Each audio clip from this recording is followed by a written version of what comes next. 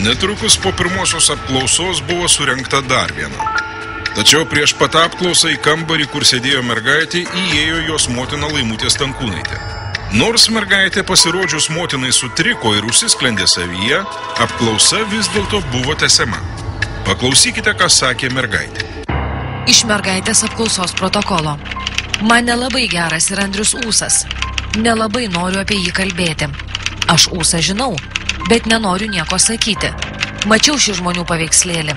Mergaitė pirštuku rodo į įvairias žmonių kūno vietas paveikslėlyje ir sako: čia, čia ir čia man laižė. Daugiau nenoriu kalbėti. Aš tikrai nenoriu kalbėti apie paveiksliuką su žmogiukais. Nenoriu kalbėti apie Andrių Ūsą.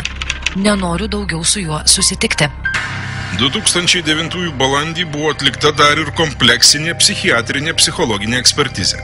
Tuomet specialistai konstatavo: mergaitė nelinkusi fantazuoti, padidinta įtaiga nestebima, ji gali suvokti įvykius ir apie juos papasakoti.